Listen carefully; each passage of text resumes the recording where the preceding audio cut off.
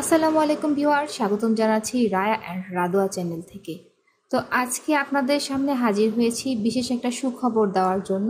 তো প্রথমেই শুকরিয়া আদায় করি মহান আল্লাহ তাআলার, কারণ আল্লাহ তাআলা এত ভালো একটা সুসংবাদ দিয়েছে, যার কারণে তো আপনারা জানেন যে ডিসেম্বর মাসে রায়া 2টা বৃত্তি পরীক্ষায় অ্যাটেন্ড করেছিল ক্লাস 2 থেকে।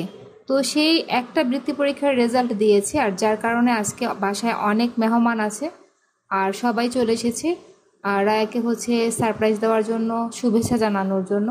তো রায়া কিন্তু এবার ট্যালেন্টফুলে বৃত্তি পেয়েছে ক্লাস 2 থেকে, আর সেই কারণে আমরা ছোটোখাটো একটা ইফতারের আয়োজন করেছিলাম। যেহেতু রমজান মাস, সবাই জানেন যে রমজানে সারাদিন তো কোনো কিছু আয়োজন করা সম্ভব না, যার কারণে ইফতারের আয়োজন করা হয়েছিল। আর সেই সাথে রাতের খাবারটা সবাই একসাথে খাবো। তো রায়া রাদোয়া কিন্তু সবসময় বাসায় মেহমান আসলে খুব খুশি হয়, আর মেহমান আল্লাহ তাআলা তাদের বাসায় পাঠান যাকে আল্লাহ তাআলা খুব পছন্দ করেন আর কি। মেহমান এক ধরনের খুশির সংবাদ। তো রায়া রাদোয়া অলরেডি ইফতারি করার জন্য রেডি হয়ে গিয়েছে। আর আপনারা যারা যারা রায়া বৃত্তি পরীক্ষা দেওয়ার পর রায়াকে বলেছেন যে দোয়া করি রায়া তুমি যেন বৃত্তি পাও, অবশ্যই তুমি বৃত্তি পাবে, এই ধরনের কমেন্টগুলো যারা করেছেন তাদেরকেও আন্তরিকভাবে ধন্যবাদ জানাই। কারণ আপনারা সবাই জানি যে রায়াকে খুব পছন্দ করেন, রাদোয়াকেও পছন্দ করেন, আর মন থেকে তাদের জন্য দোয়া করেন, যার কারণে আল্লাহ সবগুলো স্বপ্ন পূরণ করছে রায়ার।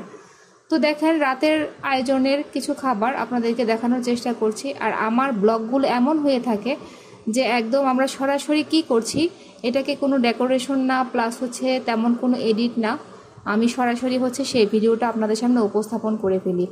তো তাইমি আপু আর বাবা মিলে ইফতারিটা রেডি করছিল। আর অন্যদিকে রায়া রাদোয়ার আরেকটা খালামণি, সে তাকে রায়া রাদোয়া মা বলেই ডাকে আর কি। তো সে রান্না করছে।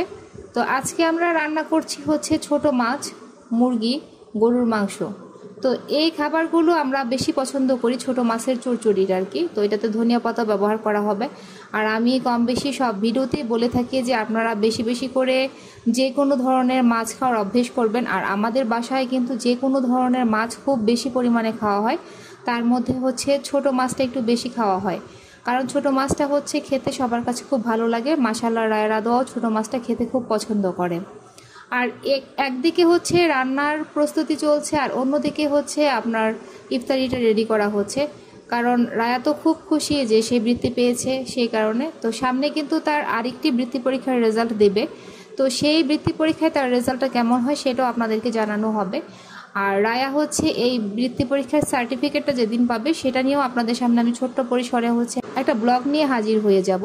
কারণ আমাকে কিছু আপু পার্সোনালি কমেন্ট করেছিলেন যে রায়া জীবনে যে কয়টা বৃত্তি পায়, প্লাস সেই বৃত্তিতে কি গিফট দেওয়া হয়, সার্টিফিকেটটা কেমন থাকে, সেটা যেন আপনাদেরকে ভিডিওতে দেখিয়ে দিই, যার কারণে আমি সেটা নিয়েও একটা ব্লগ তৈরি করব আর কি।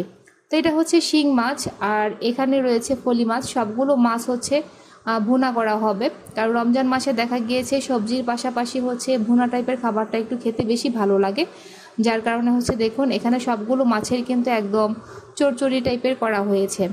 তো বন্ধুরা, আপনারা সব সময় রায়া রাদোয়ার পাশে থাকবেন, রায়া রাদোয়াকে সাপোর্ট করবেন, তাদের ভিডিওগুলো বেশি বেশি করে ফলো করবেন, শেয়ার করে দেবেন যেন অন্যজন দেখার সুযোগ পায়।